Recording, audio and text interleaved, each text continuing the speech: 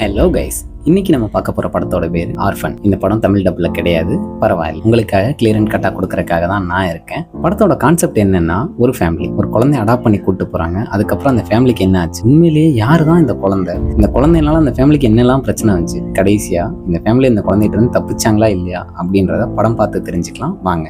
And மறக்காம நம்ம சேனலை லைக் பண்ணி ஷேர் பண்ணி சப்ஸ்கிரைப் பண்ணிக்கோங்க. நான் உங்கள் king, this is our channel Fallen King. வாங்க படத்துக்குள்ள போகலாம். படத்தோட ஸ்டார்டிங் சீன்லேயே நம்ம ஹீரோவும் ஹீரோயினியும் டெலிவரிக்காக ஒரு ஹாஸ்பிட்டலுக்குள்ள போறாங்க.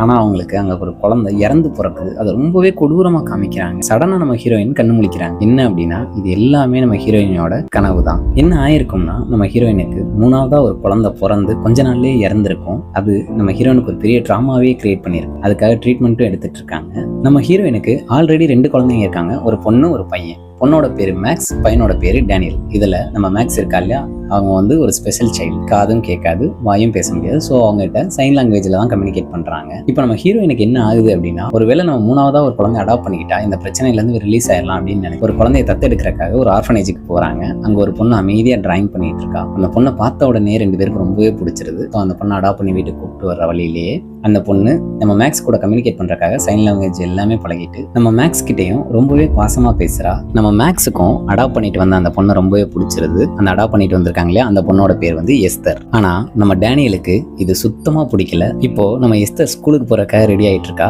அப்போ அவ ரூம்குள்ள நம்ம ஹீரோயின் போய் ஒரு டைரியை பாக்குறா. அந்த டைரியில ஒரு ஆளோட போட்டோ இருக்கு. ஆனா இது எதையுமே நம்ம ஹீரோயின் பெருசா எடுத்துக்கல. நம்ம எஸ்தர் ரெடி ஆயிட்டு வந்ததும் எஸ்தரையும் மேக்ஸையும் ஸ்கூல்ல டிராப் பண்ணிட்டு அவங்க கிளம்பிடுறாங்க. நம்ம எஸ்தரை ஸ்கூலுக்குள்ள போன உடனே ஒரு சில குரூப் பொண்ணு கிண்டல் பண்றாங்க. அப்ப அந்த டைரியும் புடிச்சு தள்ளி விட்டுறாங்க. இப்போ நம்ம எஸ்தர் ஒரு கத்துவா பாருங்க. நம்மள மாதிரியே மொத்த ஸ்கூலும் இப்படி அரண்டு போயிருது. இப்படியே கொஞ்ச நாள் போயிட்டே இருக்கு. அப்போ நம்ம டேனியல் பெயிண்ட் பால் வச்சு ஷூட் பண்ணிட்டு இருக்கான். அப்போ ஒரு புறாவை தெரியாம ஷூட் பண்ணிடுறான். அது கீழே விழுந்து கஷ்டப்பட்டுட்டு இருக்கு. அந்த இடத்துக்கு எஸ்தர் போறா. கொஞ்சம் கூட யோசிக்காம ஒரு கல்லை எடுத்து அந்த புறாவை அடிச்சு கொலை பண்ணிடுறா. ஆனா அதை பத்தி அவ கொஞ்சம் கூட ஃபீல் பண்ற மாதிரியே தெரியல. இதுக்கப்புறம் எஸ்தர் அங்க ஒரு பார்க்ல விளையாடிட்டு இருக்கா. அந்த இடத்துக்கு நம்ம எஸ்தரை புல்லிங் பண்ண பொண்ணும் அங்க வர்றா. எஸ்தர் கொஞ்சம் கூட யோசிக்காம அவளையும் கீழே தள்ளி விட்டுறா. இதெல்லாம் பார்க்கும்போது யாரா இந்த பொண்ணு, எதுக்குடா அப்படிலாம் பண்ணிட்டு இருக்கா அப்படின்ற மாதிரி தான் நமக்கு உள்ள ஒரு கொஸ்டின் ரைஸ் ஆகுது. இதே கொஸ்டினோடையும் இதே குழப்பத்தோடையும் நம்ம ஹீரோயினும் இருக்காங்க. அந்த சமயத்துல நம்ம எஸ்தர் அடாப்ட் பண்ணி கொடுத்தாங்க இல்லையா அந்த ஆர்ஃபனேஜ், அங்க இருந்து ஒரு சிஸ்டர் எல்லாமே நல்லா இருக்கா என்ன அப்படின்றத செக் பண்ணிட்டு இருக்காங்க. சரி ஓகே அப்படின்னு சொல்லிட்டு அவங்க கிளம்பி போற சமயத்துல நம்ம எஸ்தர் மேக்ஸை கூப்பிட்டுட்டு அவங்க முன்னாடி போறா. அவங்க கார் ஓட்டிட்டு போயிட்டு இருக்காங்க. அவங்க கவனிக்காத நேரத்துல நம்ம மேக்ஸ் அந்த கார் முன்னாடி தள்ளி விட்டுறா. டக்குன்னு அவங்க சுதாரிச்சு காரை திருப்பிட்டு போய் ஒரு இடத்துல மோதி நிப்பாட்டிடுறாங்க. திரும்ப வேகமா மேக்ஸுக்கு ஏதாவது ஆயிடுச்சோ அப்படின்னு பாக்குறதுக்காக பாக்குறாங்க. அப்ப கொஞ்சம் கூட யோசிக்காம நம்ம எஸ்தர் ஒரு சுத்தில எடுத்து அவங்க தலையிலேயே அடிச்சு கொலை பண்ணிட்டு அந்த பாடியை மேக்ஸோட சேர்த்து இழுத்துட்டு ஒரு இடத்துல போட்டுட்டு போயிடுறாங்க.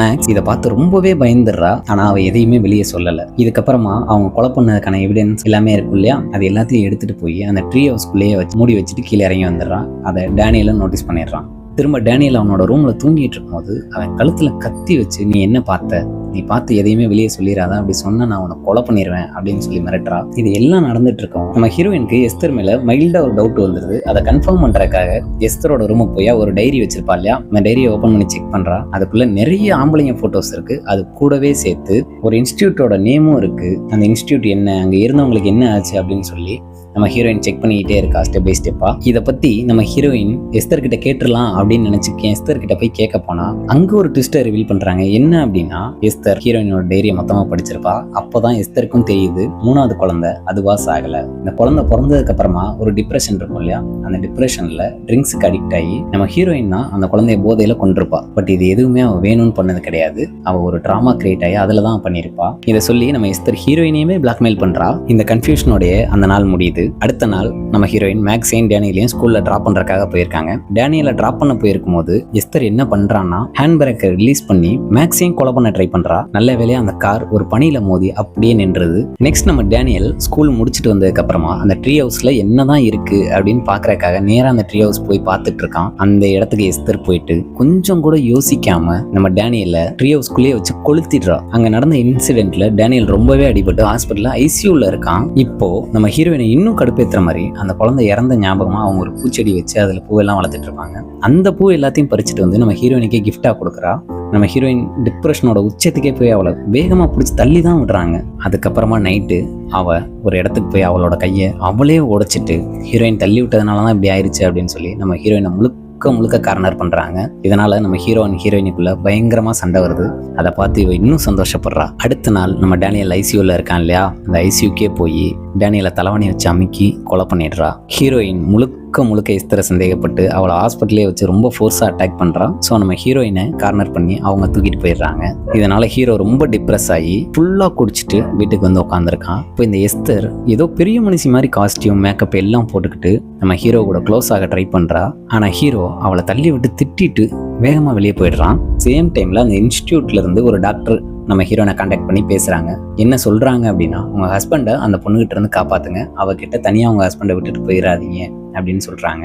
ஏன் எதனால் அப்படி சொல்கிறீங்க அப்படின்னு நம்ம ஹீரோயின் கேட்கும் போது தான் அவர் ஒரு உண்மையை ரிவீல் பண்ணுறாரு. என்ன அப்படின்னா, இந்த எஸ்தர் நிஜமாக குழந்தையே கிடையாது. அவளுக்கு இருக்க ஒரு டிஸார்டர்னால அவள் ஒரு குழந்தை மாதிரியே தெரியவா. பட் அவளோட ஆக்சுவல் ஏஜ் 33. இதுக்கு முன்னாடி அவள் எத்தனையோ பேத்த கொலை பண்ணியிருக்கா. ஸோ உங்கள் ஹஸ்பண்டை சேவ் பண்ணிக்கங்க அப்படின்னு சொல்லிட்டு அந்த கால் கட் ஆகுது. அப்படியே பேக் ட்ராப்பில் பார்த்தா இது வரைக்கும் அவன் வரைஞ்சி வச்சிருக்க இமேஜஸ் எல்லாத்தையும் ரிவீல் பண்ணுறாங்க. ஏன்னா ஸ்டார்டிங்ஸ்லேயே அவள் ட்ராயிங் பண்ணிட்டு இருந்திருப்பா இல்லையா, அந்த ட்ராயிங்கை கன்டினியூ பண்ணிகிட்டே தான் இருந்திருப்பா. ஆனால் அந்த ட்ராயிங் எல்லாத்தையுமே யூவி லைட்டில் பார்க்கும்போது ரொம்பவே கொடூரமாக இருக்குது. இப்போ தான் அவளோட ரியல் ஃபேஸையே நமக்கு காமிக்கிறாங்க. அந்த ட்ராயிங்கும் அவளோட ரியல் ஃபேஸும் நம்மளை ரொம்பவே டிஸ்டர்ப் பண்ணுற மாதிரி தான் இருக்குது. அது மட்டும் இல்லாமல் அவள் டைரியில் வச்சிருந்த ஃபோட்டோஸ் எல்லாமே இருக்கு இல்லையா, அது எல்லாமே அவளால் கொல்லப்பட்ட ஒரு ஆம்பளைங்க மட்டும்தான். இது எல்லாத்தையும் தெரிஞ்சுக்கிட்ட ஹீரோ அங்கேருந்து எஸ்கேப் ஆக ட்ரை பண்ணுறாரு. ஆனால் நம்ம ஹீரோவை எஸ்தர் கொடூரமாக கொலை பண்ணிடுறா. அடுத்து மேக்ஸையும் கொலை பண்ணிடலாம் அப்படின்னு ட்ரை பண்ணும்போது நம்ம ஹீரோயின் அந்த இடத்துக்கு வந்து பார்த்தா ஹீரோ இறந்து கிடக்காரு. மேக்ஸையும் அவள் கொல்ல போகிறா. எப்படியோ மேக்ஸ் அவகிட்ட இருந்து காப்பாற்றிட்டு வேகமாக காட்டுக்குள்ளே போகிறாங்க. இப்பயும் விடாமல் அவள் நேராக துரத்திட்டு வந்து ஒரு ஸ்விம்மிங் பூல் இருக்குது, அது ஃபுல்லாகவே ஐஸால் க்ளோஸ் ஆகிருக்கு. அதுக்குள்ளே தள்ளி ஹீரோயினையும் கொண்டுடலாம் அப்படின்னு ட்ரை பண்ணுறா. ஆனால் ஹீரோயின் இப்படியோ தப்பிச்சு வெளியே வந்துட்டாங்க. எஸ்தர் அப்பையும் விடாமல் ரொம்ப ஒரு மாதிரி பாவமாக பேசி ஹீரோயினை மனசை மாற்ற ட்ரை பண்ணுறா. அப்போ நம்ம ஹீரோயின், நான் ஒன்றும் உனக்கு அம்மா கிடையாது அப்படின்னு சொல்லிட்டு ஒரு கிக்கு விடுவாங்க பாருங்க. அவள் அப்படியே தண்ணிக்குள்ளே போகிற மாதிரி காமிச்சு இந்த படத்தை இங்கேயே முடிக்கிறாங்க. ஸோ கைஸ், எப்படி இருந்துச்சு இந்த படம்? இது மாதிரி நிறைய படத்தை உங்களுக்காக நான் தர்றேன். மறக்காமல் நம்ம சேனலை சப்ஸ்கிரைப் பண்ணிக்கோங்க. நான் உங்கள் king and this is our channel Fallen king.